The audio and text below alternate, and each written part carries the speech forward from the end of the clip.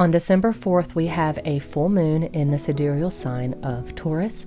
Full moons are always a time of celebration and reflection, but they can also be intense. So in this video, we're going to talk about why Taurus is the favorite sign of the moon and how this full moon is going to bring up themes of reputation and secrecy, and also what this lunar cycle looks like for you based on your ascendant.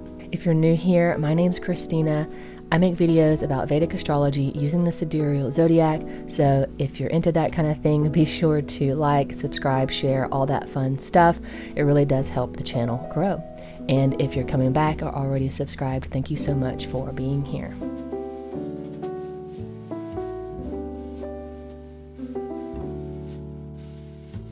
So we all know that full moons are the brightest phase of a lunar cycle. And in astrology, the moon is very important. It symbolizes our emotional mind. It's the filter through which we experience all of our life. So when the moon is at its brightest in the sky, it's symbolizing this state of heightened awareness.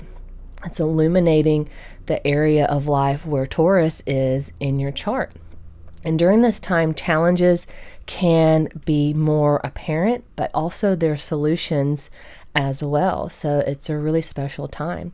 Now the sun is opposing the moon and it's sitting in Scorpio. So it's illuminating the area of life where Scorpio is in your chart.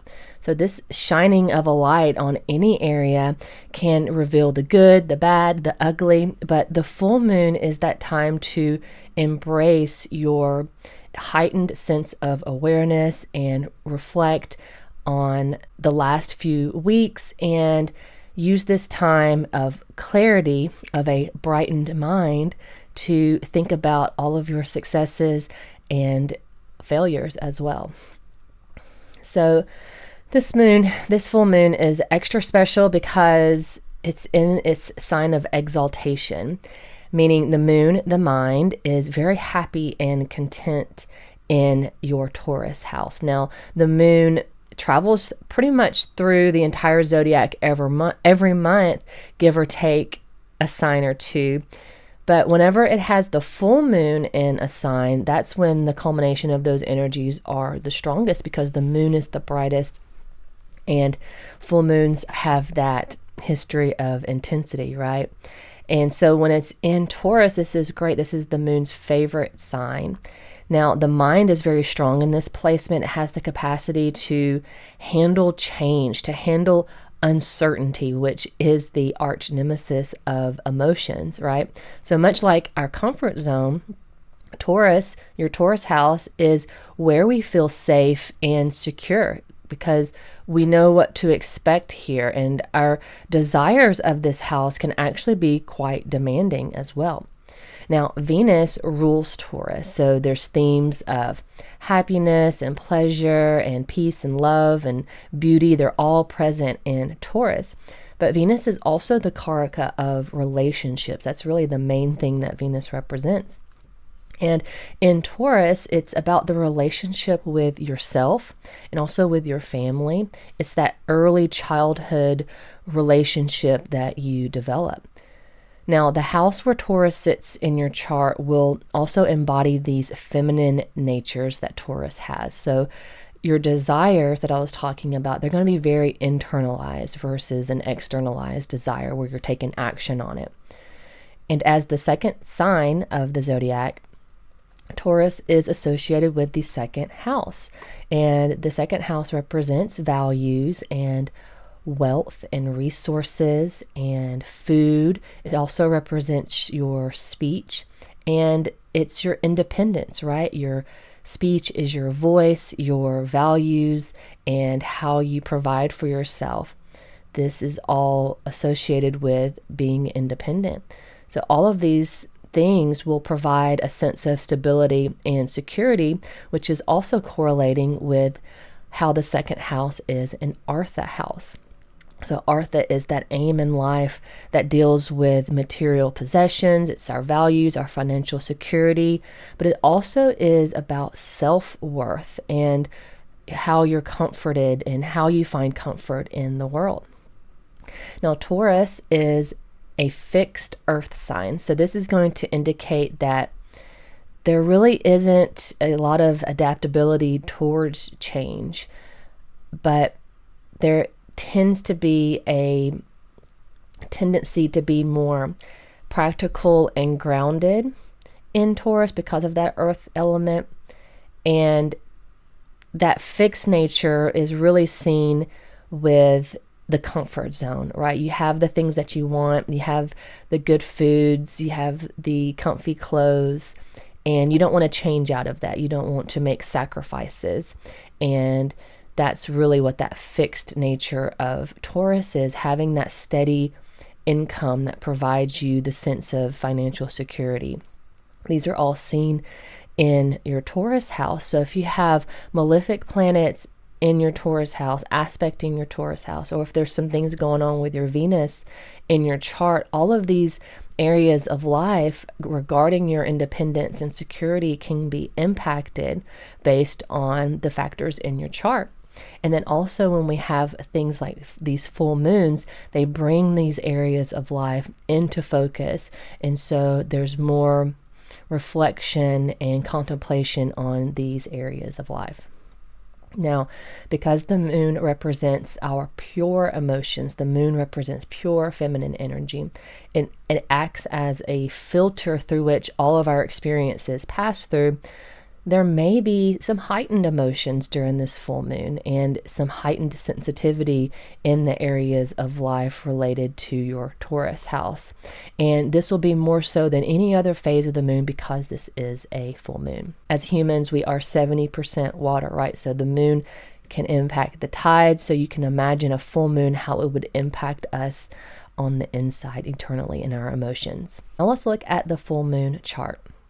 At the time of this full moon, Venus is in Scorpio, joined by the sun and aspecting the moon, opposing the moon. So this is a blessing to have the aspect of the ruling planet, although Scorpio is an enemy sign for Venus. So this lessens the strength and the power of the transit. However, it's adding in some intensity and issues around attachment and vulnerability because Mars is the ruler and it's also in Scorpio.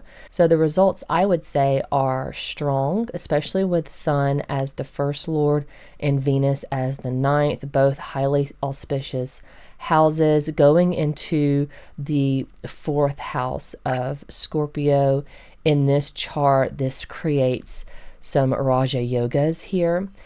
And then Mars opposing the moon can cause harm. It could lead to some hurt feelings or some really passionate emotions during this time. So that's something to look out for. And this full moon chart indicates really prominent energies in the 410 axis of personal and public life. So I'm seeing themes around reputation, exposure, hidden secrets, and public resources.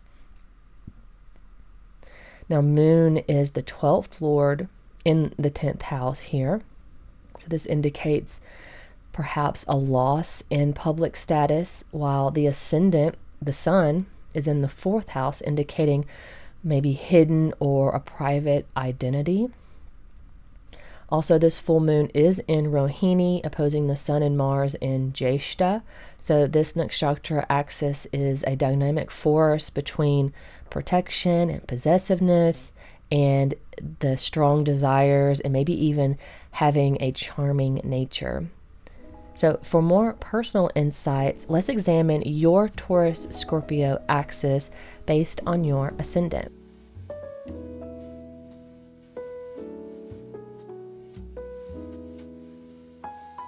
For Taurus and Scorpio ascendants, this is taking place in your 1-7 axis of self, relationships, and identity. So for Taurus ascendant, this is your first house of identity, your physical body, and your personal experiences. And for Scorpio, this full moon is in your 7th house of partnership, commitment, and compromise. But for both ascendants, you're going to have this theme of self and others that you'll be reflecting on during this full moon. Aries and Libra ascendants, this is taking place in your 2-8 axis of security, attachment, and letting go. And so this axis is dealing with how you hold on to what you enjoy and what feels good. It's very much about your comfort zone here, and it's opposing what you need to let go, what you need to transform in order to grow. So this is about your personal stability and your deeper vulnerabilities, your deeper fears. And so for Aries, this is in your second house of money, values, emotional security. And for Libra, this is going to be in your 8th house of fears, intimacy, shared resources, transformation. But for both ascendants, this is in an axis of change. Even though both signs are fixed, it's going to feel more difficult to embrace that change. And it's really going to bring focus on what is supporting you and what's maybe draining you instead. So for Pisces and Virgo ascendants, this is taking place in your 3-9 axis of learning, beliefs, curiosity, understanding. So this axis is dealing with your daily thinking and your long-term goals and vision. So this is about the need to understand your immediate environment versus the need to kind of expand your worldview and believe in something bigger. So for Pisces, this is your 3rd house of communication, effort, skills. And for Virgo, this is your 9th house of higher learning, guidance, and beliefs. And so for both ascendants, this is going to be about what you take in, what information you take in, and how you apply that to your value system, and are the things that you are consuming media-wise or talking or sharing with others, how are they shaping your beliefs? So those are the themes that are kind of in play right now during this full moon. These are the things to be reflecting on. For Aquarius and Leo ascendant, this is in your 4-10 axis. So we're dealing with home life versus public life, right? Personal versus public, home versus career. So this axis is dealing with your emotional foundation and your responsibilities in the outside world. So this is more about balancing your peace of mind with your need to show up for your career or your reputation, or just acting on your long-term goals. So for Aquarius, this is your 4th house of home, inner peace of mind, and that emotional grounding that you get when you're at home.